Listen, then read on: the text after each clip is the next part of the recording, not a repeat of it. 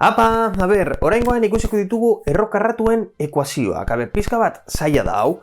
Gainera, arazo asko ematen ditu, bai laugarren mailan eta lehenengoko batxilerren, bai, ikusiko dugu nola egiten ditugun. Bi ariketa mota daude, errokarratu bakarra dutenak eta bi errokarratu dituztenak. Bi bideotan bananduko dut.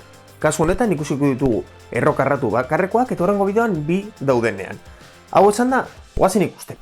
Hasiko gara errezenetik, baina hau ikusi aurretik gauza bat azaldu nahi dut. Jakin behar dugu, zer da adibidez batuketa baten kontrakoa? Kenketa bat, ezta? Eta kenketaren kontrakoa batuketa. Biderketaren kasuan zein da kontrakoa? Zatiketa. Eta zatiketaren kontrakoa? Biderketa. Zein da erro karratuaren kontrakoa? Karratura egitea. Zer esan nahi du honek? Nik erroa badaukat, egiten dut karratura. Eta orain, karratu honek anulatzen du erroa, eta badoaz.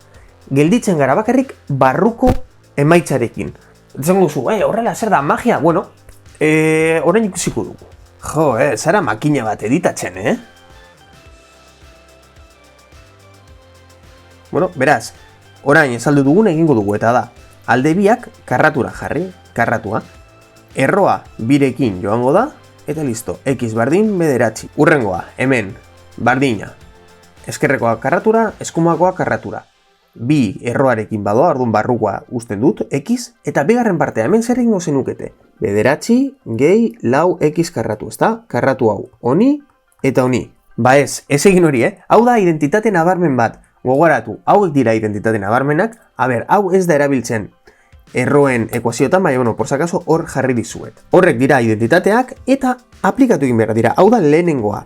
A gehi B, karratu. Lehenengokoa karratu, gehi bi AB, gehi bigarrena karratu. Askok, hau honela ikusi duzue. A karratu, gehi B karratu, gehi bi AB. Orden ezberdina, bardin dio, emaitza berdina da. Beraz, orain, zer gertatzen da, bigarren mailako ekuazio bat daukat, ezta? Lau x karratu, beraz, denak igaro behar ditut alde bardinera eta zerora bardin du. Zer egingo dut? Hau, ona igaro, edo hauek ona igaro. Era bietan egin dezaket, eta orain ikusiko dugu zein den egokiena. Lehenengokoa da, hau x, ona igaro negatibo moduran, minus x, beraz, 12x ken x, 11x, hemen. Eta bestea da, guzti hauek eskerreko partera bota. Beraz, honela geratuko litzateke.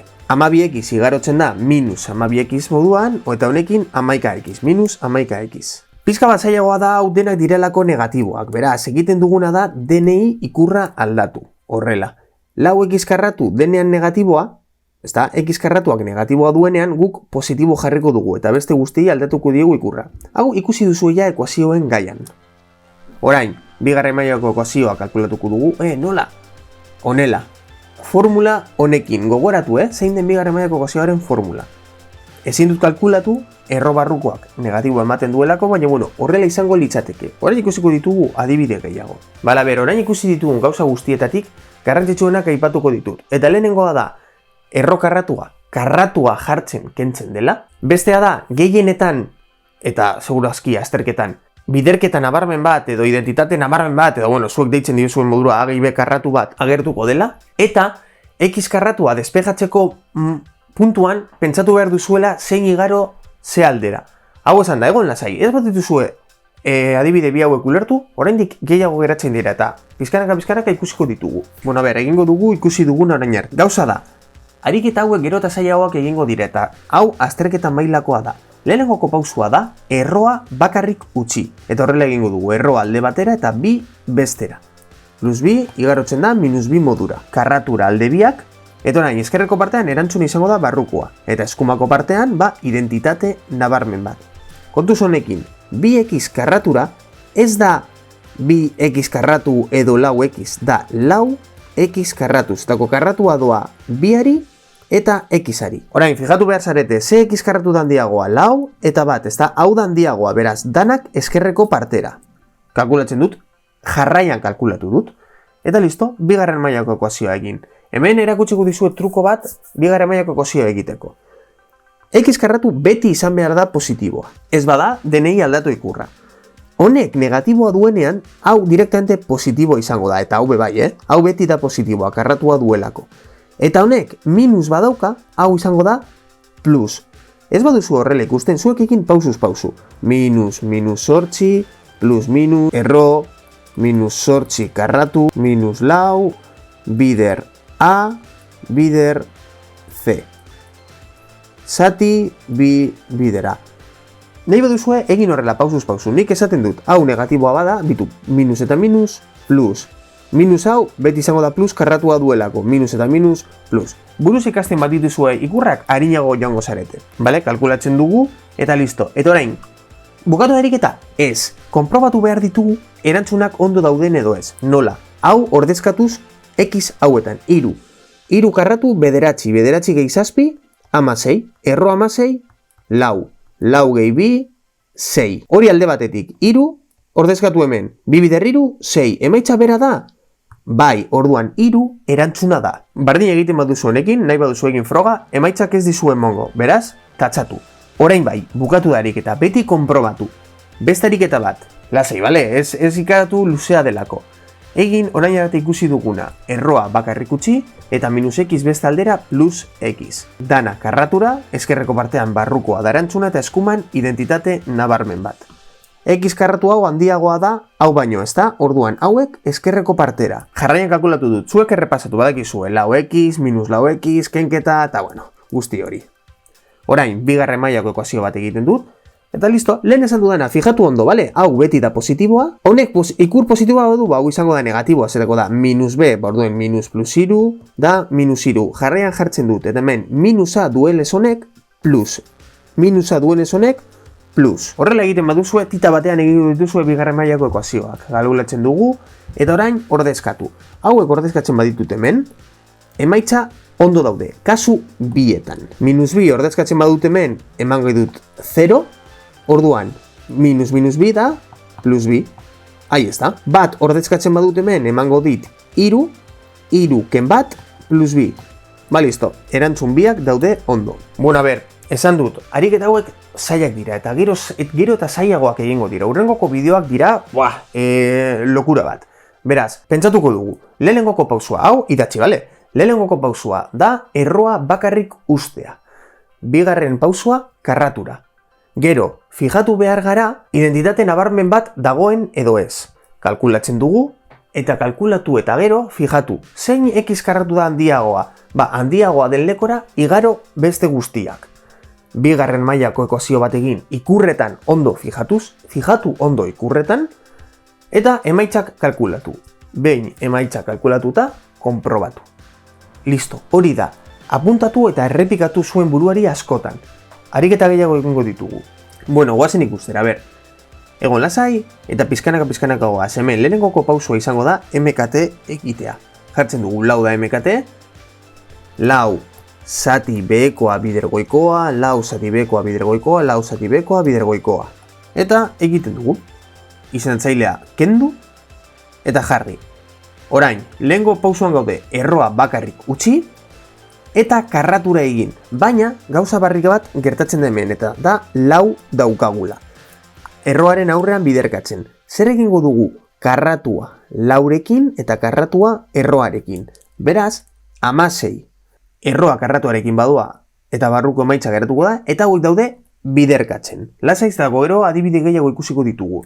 Bigarren partean, identitate nabarmen bat. Egiten dugu, 16 bider x, 16 bider bat, eta jarri. 25 x karratu handiagoa da, ezta? Beraz, danak eskumako partera. Horrela. Bigarren mailako ekuazioa kalkulatzen dugu, bi emaitz, eta listo. Hau, ordezkatu.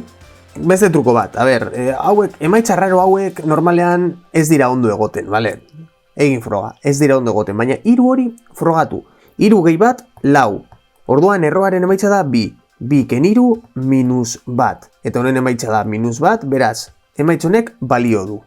Beste adibide bat, hau, kasu honetan, bebai daukagu izendatzailea, baina bueno, truko bat erakutsiko dizuet. Eta da, izendatzaile bat dagoenean parte guztia zatitzen, bidali daiteke beste partera biderkatzen.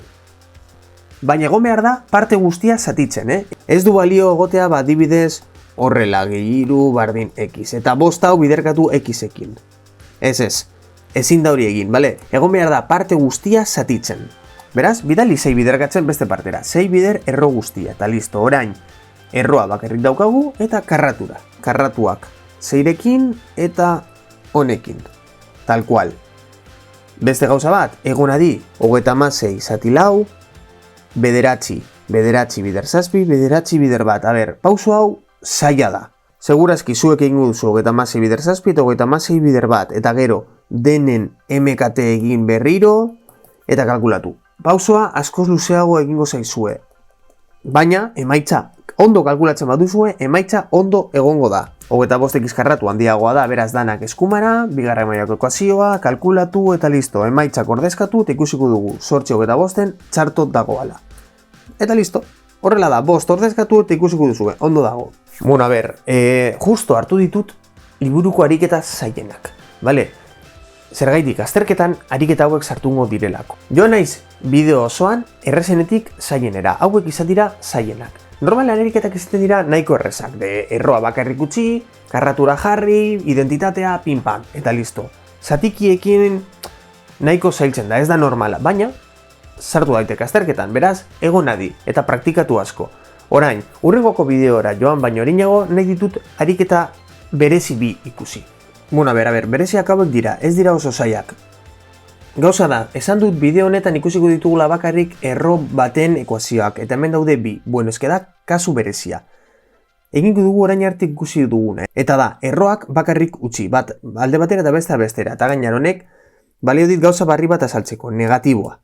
Zuek erro negatiboa ikusten duzuenean, lasai, egin karratura, eta segertatzen da negatibo baten karratuarekin bihurtzen dela positiboa, beraz, horrela, barruko emaitzak jarri, eta listo. Negatibo hau, horrela, negatibo honetaz ahaztu, vale? Positiboa bihurtuko delako. Kalkulatu x eta listo, beste partearekin gertatuko da bardina, vale? Adibide moduan jarri dut. Kalkulatzen dut, egiten dugu, hau da, bigarren mailako ekuazio ez oso bat, vale? Errepasatu bigarren mailako ekuazioak, kalkulatzen ditugu, eta listo. Horrela, ikusi duzu, ez da bat ere zaila, baina, liatu gaitezke. Bueno, a ber, gertatzen da gauza bat.